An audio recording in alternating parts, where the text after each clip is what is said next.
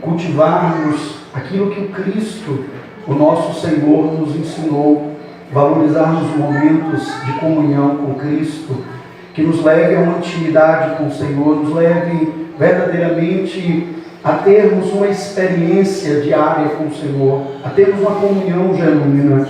Irmãos, nós não podemos testemunhar com eficiência de Jesus aonde nós estivermos, se nós não estivermos em comunhão com Ele.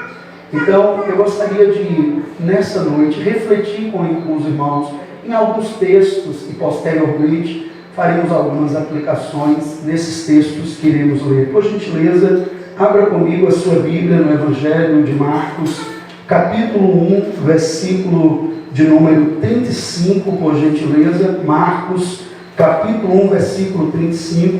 Os irmãos nos conhecem, pela graça de Deus, pastoreamos a Igreja Batista Nova Sião, uma igreja que está afiliada à Convenção Batista Missionária do Brasil.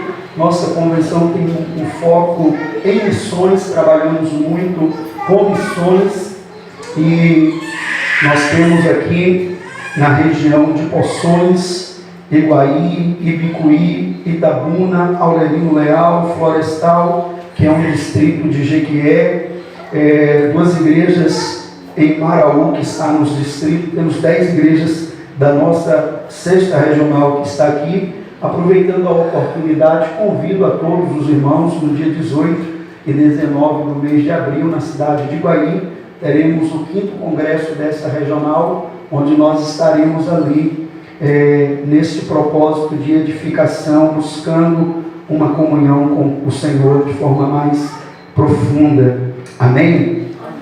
Diz a palavra do Senhor, Marcos 1,35, de madrugada, quando ainda estava escuro, Jesus levantou-se, saiu de casa, foi para um lugar deserto, onde ficou a sós, orando. Simão e os seus companheiros foram procurá-lo, e ao encontrá-lo, disseram: todos estão te procurando.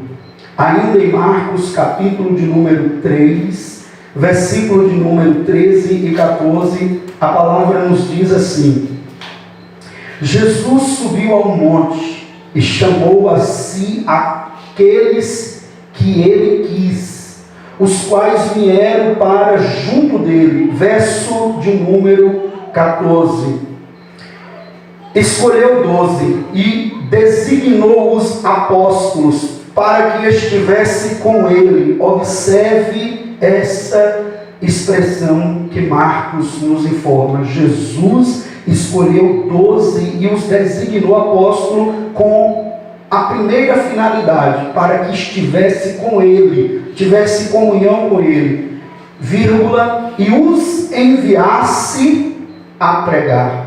Ainda iremos fazer a leitura de Atos, capítulo de número 1, versículo de número 7, por gentileza. Abra comigo a sua Bíblia em Atos, capítulo de número 1, versículo de número 7. Diz assim o texto bíblico em Atos 1, verso de número 7 e o verso de número 8.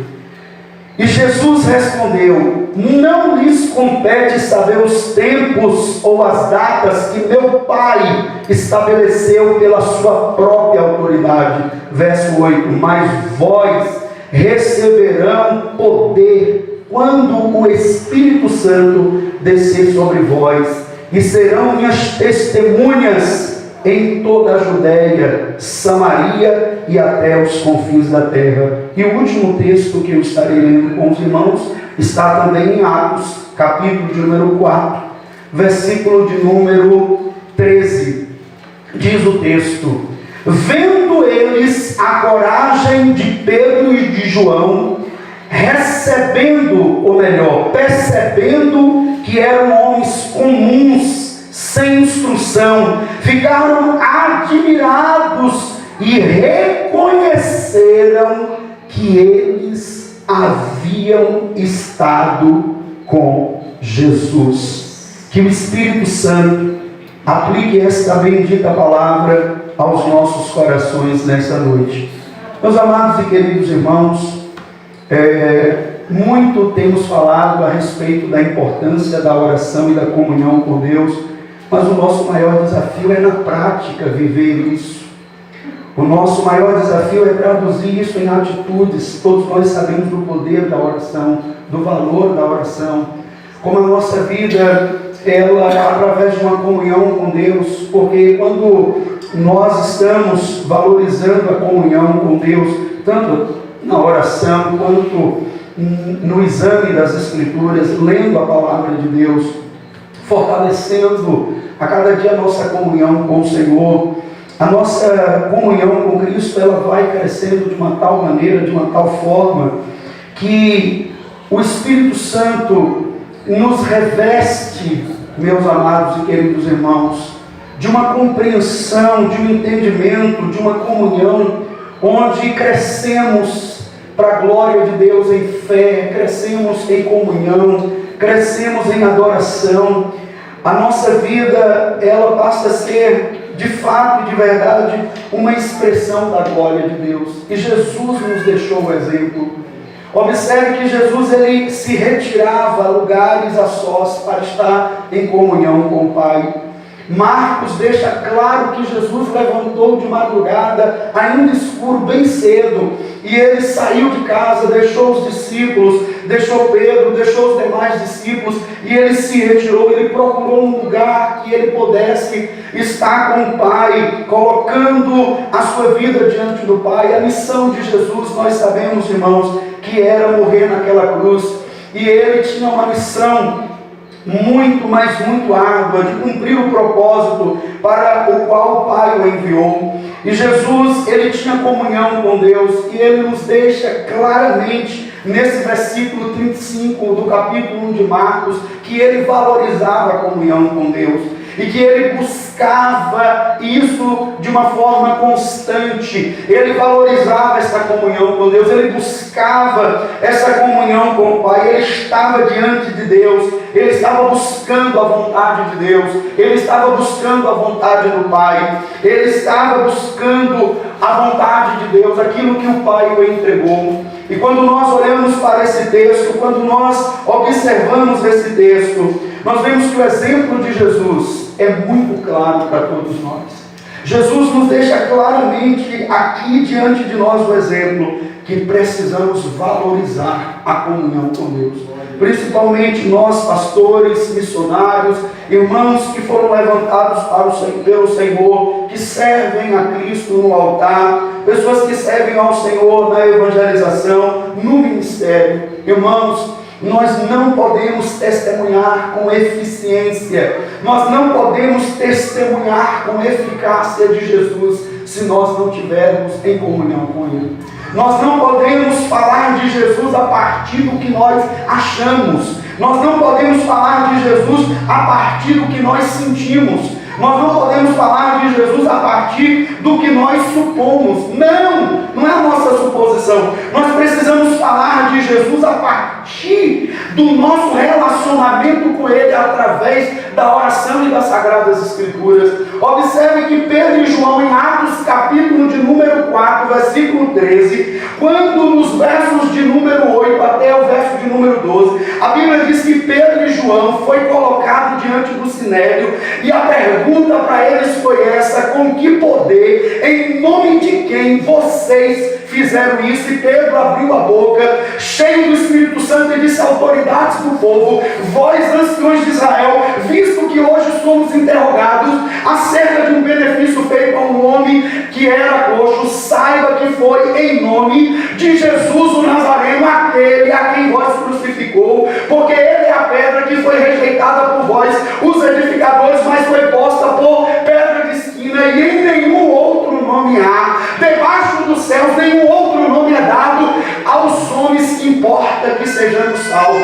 Após Pedro e João ter falado diante daquela nata dos religiosos, da cúpula daqueles que eram de João Alexandre e de todos os que ali estavam, eles ficaram admirados, eles foram impactados com a autoridade, eles foram impactados com a ousadia, eles foram impactados com a graça que estava na vida daqueles dois homens, e eles tomaram conhecimento de que Pedro e João eram homens indoutos, ou seja, homens simples, homens do povo, pescadores, galileus que haviam estado. Aí eles chegaram a uma conclusão. Esses homens simples, indoutos, pescadores, esses homens estiveram com Jesus. Foi a constatação que eles chegaram. Esses homens estiveram com Jesus. Esses homens estiveram na companhia de Jesus.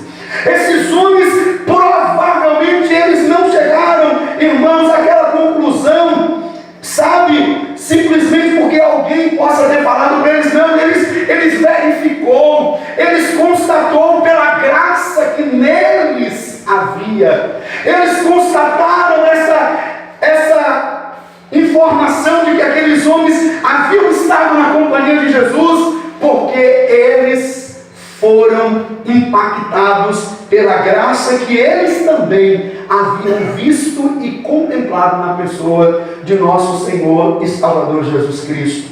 Irmãos, nós precisamos lutar contra a hipocrisia no meio cristão evangélico. Se é uma luta que a igreja precisa travar, se é um gigante que a igreja precisa lutar e derrubar, é contra a hipocrisia. Irmãos, nós temos visto como a questão religiosa faz com que as pessoas, elas queiram transmitir uma aparência daquilo que na prática não está sendo vivenciado. Irmãos, nós não podemos nos acostumar com a igreja, nós não podemos nos acostumar com o culto, fazer da nossa vida a igreja tão somente, irmãos, uma prática religiosa, quando nós não traduzimos em atitudes aquilo que nós cremos e aquilo que nós acreditamos. E muitas das vezes nós começamos a construir uma imagem de uma espiritualidade que não está evidenciada em práticas, em atitudes no nosso dia a dia. E nós precisamos lutar contra isso, e nós precisamos nos levantar. Uma pesquisa feita apresentou que 54% da liderança pastoral no Brasil ainda não leu a Bíblia toda. 50% da liderança pastoral no Brasil tem tido dificuldade de manusear as Sagradas Escrituras. Isso é um dado alarmante, irmãos. Isso é um dado alarmante. Sabe por quê? Porque isso demonstra uma fragilidade que 54% dos pastores no Brasil, isso é dados oficiais, não é inventado, não leu a Bíblia toda. Uma quantidade significativa de muitos líderes não tem tido uma vida devocional diária com o Senhor. O ativismo tem esmagado a vida de devoção e comunhão de muitos líderes, e que isso reflete no cotidiano, no dia a dia do povo de Deus. E nós precisamos lutar contra isso, porque precisamos de um avivamento genuíno que venha do céu. E Jesus disse aos seus discípulos em Atos 1, verso 7: não vos compete saber os dias, as datas que o meu Pai estabeleceu pelo seu próprio poder e autoridade, mas vós recebereis poder ao descer sobre vós o Espírito Santo, e vocês serão as minhas testemunhas em Jerusalém, em toda a Judeia, em Samaria e até os confins da terra. É desse poder do Espírito Santo que eu preciso para testemunhar de Jesus. É desse poder do Espírito Santo que nós necessitamos para testificar de Jesus em nossa cidade. Os jovens nas suas escolas, nas suas faculdades, nos cursos, nos ambientes sociais aonde nós estamos inseridos. É desse poder do Espírito Santo. Mas esse poder do Espírito Santo vem sobre nós quando o nosso coração está quebrantado diante de Deus, quando nós reconhecemos, irmãos, os nossos pecados, quando nós sentimos, como diz o apóstolo Tiago, quando nós sentimos as nossas iniquidades e lavamos o nosso coração e nos humilhamos diante dessa potente mão do Senhor, porque Ele derramará do seu poder sobre o homem, sobre a mulher, sobre o jovem, sobre o adolescente, sobre aquele, sobre aquela cujo coração sinceramente está diante dele, dizendo: Deus, não é na minha força, não é na minha capacidade, não é na minha intelectualidade, mas é no poder do teu Espírito, que eu posso testemunhar de Jesus. Porque quem fala ao coração não sou eu, é o Espírito Santo. Quem fala ao coração não somos nós, é o Espírito Santo. E Pedro entendeu isso, João entendeu isso, a igreja entendeu isso. E em Atos capítulo 1, versículo 14 diz que todos perseveravam unânimes em oração, estavam ali perseverando, buscando, clamando e buscando a graça do Senhor. E em Atos capítulo 4, eles fizeram a diferença. E quando eles foram soltos, eles foram ameaçados, eles foram novamente ameaçados de morte, de prisão, receberam toda uma tortura psicológica, e eles saíram dali. Atos 4, versículo 23, reuniu a igreja, contou tudo aos irmãos, unânimes levantaram a voz a Deus em oração e orou. Versos 31 do capítulo 4, tendo eles orado, moveu-se o lugar em que estavam reunidos, e todos foram cheios do Espírito Santo, e anunciava a palavra com ousadia e com destemor. Sabe por quê, irmãos? Porque eles entenderam que a comunhão com Jesus é algo que não pode verdadeiramente faltar na vida daquele que tem o chamado de Deus na sua vida. E o próprio Jesus nos ensinou isso. Marcos capítulo de número 3, versículo de número 14, nós lemos claramente: Jesus subiu ao monte, escolheu 12 e os designou apóstolo, e ele chamou para que estivesse com ele. O primeiro chamado que Jesus fez na minha vida, na sua vida, não foi para nós sermos ministro da palavra, ministro de louvor, obreiros, oficiais da igreja, qual seja a função que você e eu desempenhamos na obra no reino. O primeiro chamado de Jesus foi para que nós estivéssemos com Ele, estivéssemos em comunhão com Ele, valorizando a comunhão diária. Meus irmãos, eu gostaria de fazer 3 aplicações em cima desses textos que nós lemos. A primeira aplicação é perguntar a você nessa noite se você tem entendido o valor da comunhão com Deus. Você tem entendido, você tem compreendido, isso está claro no seu coração, isso está mais claro do que a visão que você está tendo de mim, eu estou tendo de você. Está bem claro, pastor, está claro no meu entendimento, na minha compreensão, a importância da comunhão diária com Deus. Eu não entendo isso de forma clara. A segunda pergunta que está em cima dessa primeira é se esse entendimento está simplesmente no campo da teoria ou no campo da prática. Será que nós temos só esse entendimento no campo da teoria, do entendimento, da mente, mas na hora de colocar em prática, nossa agenda não consegue encontrar um espaço para Deus? Nós temos 24 horas no nosso dia, mas nas 24 horas do nosso dia nós não conseguimos encaixar o Senhor nas 24 horas do nosso dia. Queridos, eu não sei você, mas eu tenho lutado para não permitir que a minha agenda exclua o Senhor diariamente dela. Eu tenho lutado e eu não tenho aceitado o fato de Deus ficar fora da minha agenda. Eu não admito isso, porque é uma verdade, irmãos, que nós precisamos nos conscientizar. Deus faz parte da nossa agenda. Hoje, dia 14 de março, você e eu tivemos um momento a sós com Deus. Até esse momento, estamos aqui num momento no culto público. É um momento que nós nos reunimos para cultuar. Eu estou falando, irmãos, aquele horário que você marcou, 10 horas da manhã, 6 horas da manhã, 5 da manhã, 3 da tarde, não sei qual horário, o horário que você agendou.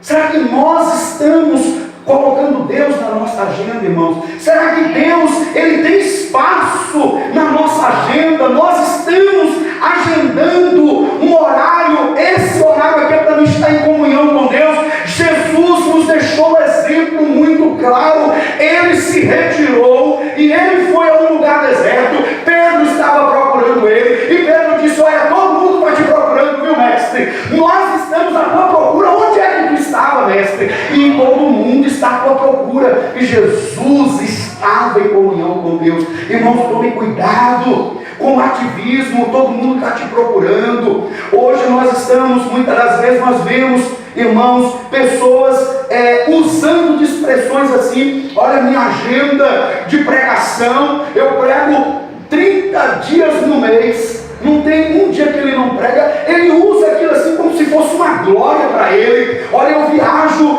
olha, eu não paro, como se fosse aquilo uma glória, uma coisa maravilhosa. Irmãos, tome cuidado com todo mundo que te procura.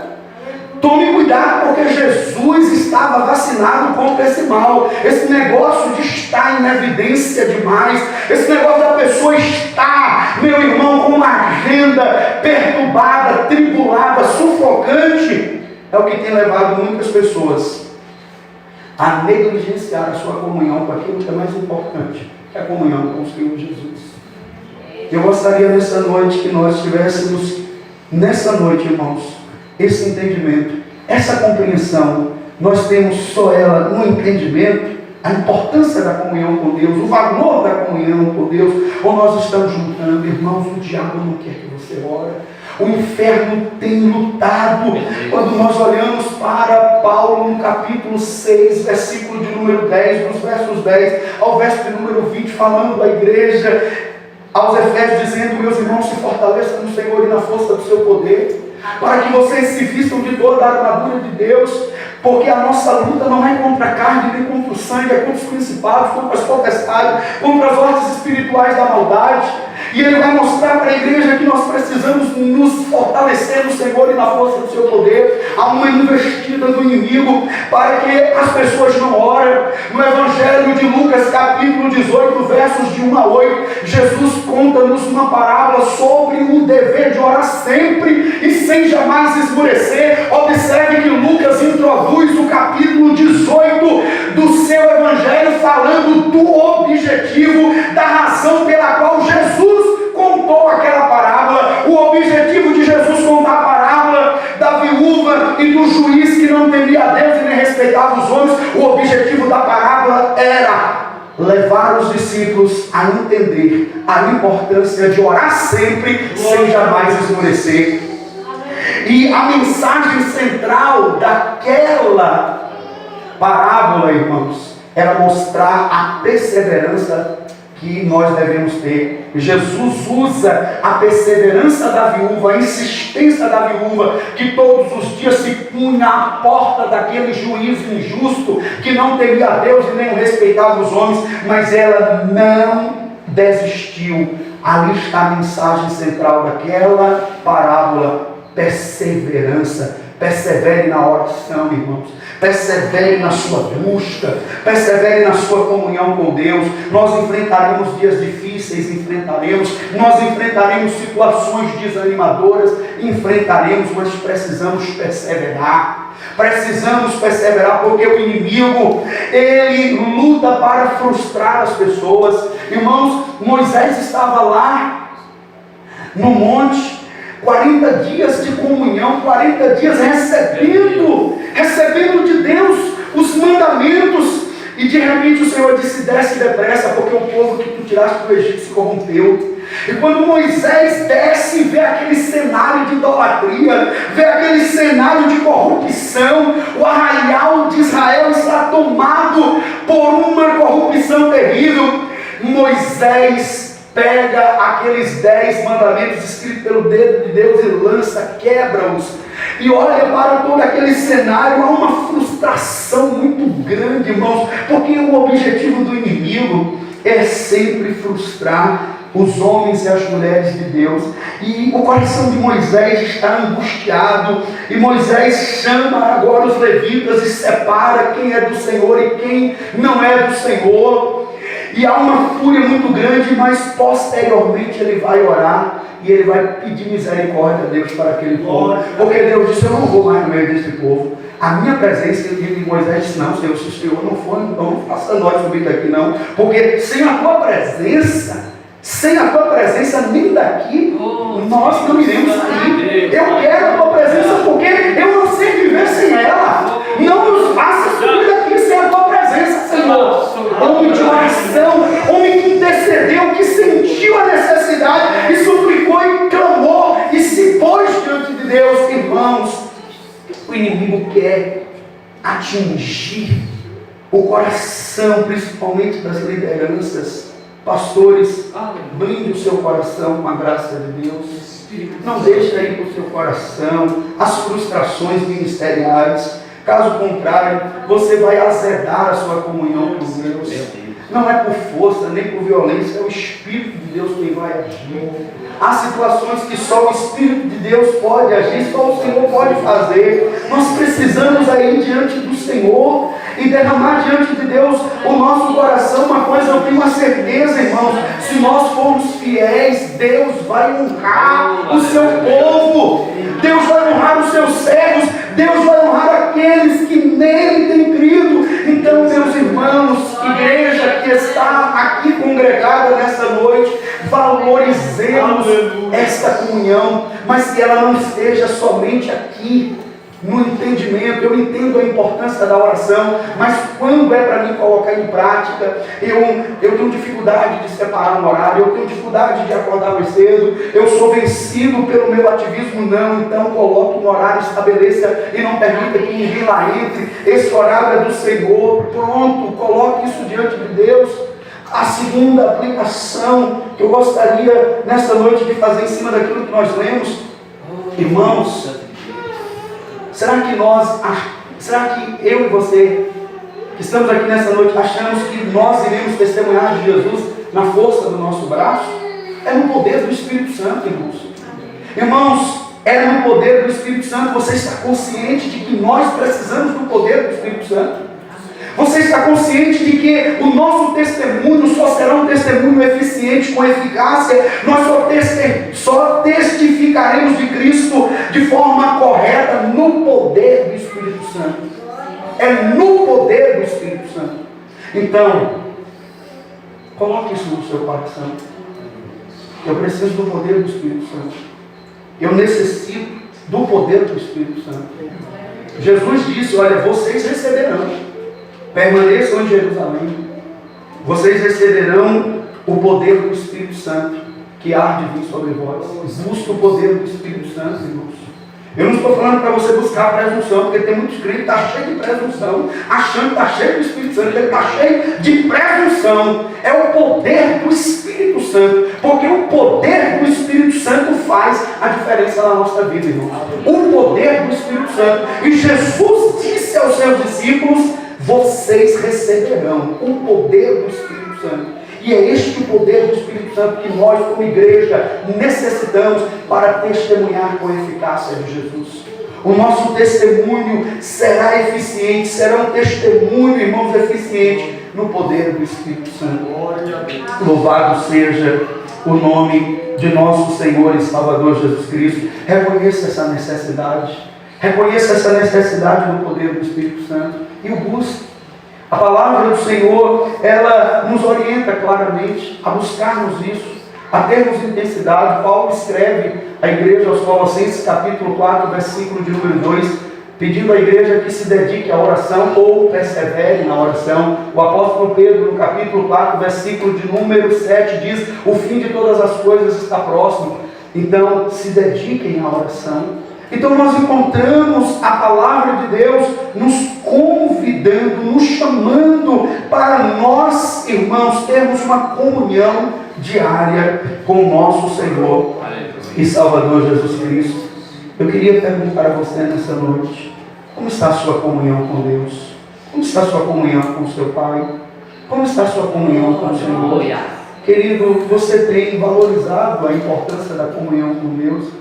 Você tem entendido que a comunhão com Deus é algo fundamental, é uma demonstração de que você ama Jesus, de que você está ligado a Cristo por uma sincera motivação de amor que te leva todos os dias a se colocar diante de Deus, se colocar diante do Pai e abrir o teu coração com o Senhor e buscar essa comunhão. Como está a sua comunhão com o Senhor nesta noite? Como você está se vendo hoje, dia 14 de março, durante esses 74 dias deste ano de 2020 que já se passaram, concluindo esse à meia-noite de hoje? que você se vê nesses 74 dias, como ao longo desses 74 dias você esteve diante do Senhor, você esteve diante de Deus, você valorizou a leitura bíblica, você valorizou a comunhão com o Senhor, você afirmou claramente a importância para o Senhor, dizendo: Senhor, eu te amo e eu tenho no meu coração a alegria de ter uma comunhão diária contigo, e eu não admito que nada e ninguém venha roubar os momentos de intimidade e comunhão com o Senhor. Se nós não fizermos isso, irmãos, nós seremos uma igreja que vai sustentar uma aparência como a igreja de Sardes. O Senhor disse à igreja de Sardes: vocês têm nome de quem vive, mas está morto. O que estava acontecendo na igreja de Sardes?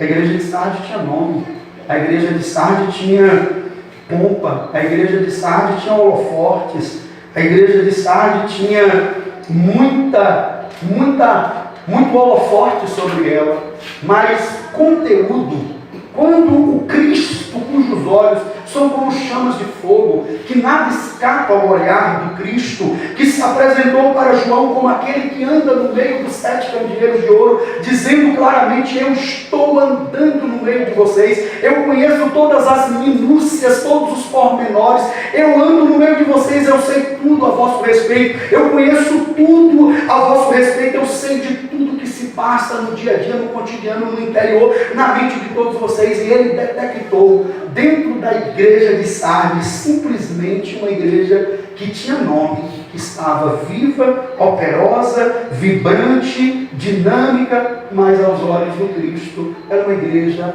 morta. E ele disse: vocês têm nome de quem está vivo, mas está morto. Por quê? Porque aquela igreja espiritualmente entrou em uma falência. Irmãos, vigiemos com aquilo que queira roubar a comunhão da igreja.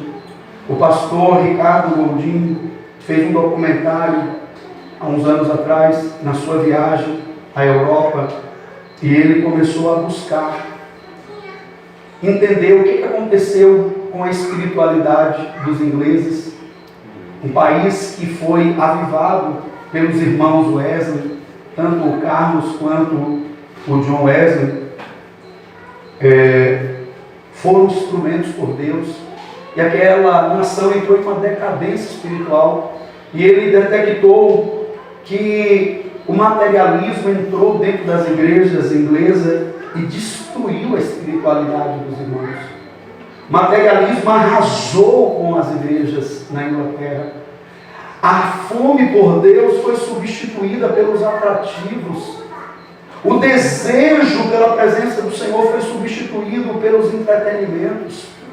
Precisamos, irmãos, simplesmente de uma pequena fagulha daquela de Atos capítulo 2, que possa incendiar os nossos corações, uma pequena fagulha que possa trazer a chama do Senhor aos nossos corações. Aleluia. Que faça o meu coração e o teu coração ir diante de Deus e nos arrepender, irmãos, e nos arrepender dos nossos pecados, e nos arrepender dos nossos erros, da nossa frieza, da nossa indiferença, da nossa mornidão, e nos levar diante do Senhor a sentir o peso das centenas e milhões de pessoas que estão sem Cristo nessa cidade, nesse estado, nessa nação. Irmãos, que Deus tenha misericórdia de nós e nos traga de volta a realidade do que Jesus falou: e quando orares, fecha a tua porta, entra no teu quarto e em secreto fala com teu Pai, que tudo vem e te recompensará. Que nós possamos restaurar a intimidade do aposento, irmãos, aonde possamos ter intimidade profunda com o nosso Senhor. Que o Espírito Santo nos ajude, irmãos, a sairmos desse marasmo espiritual, a sairmos dessa indiferença, a voltarmos às Escrituras Sagradas com amor, com alegria, a examinarmos as Escrituras, a voltarmos a nos apaixonar pela Palavra de Deus e diminuir o nosso acesso às redes sociais, aos tablets, aos notebooks, aos smartphones, e nos voltarmos para a palavra e termos zelo pela palavra do Senhor, e termos um coração que se volte para Deus.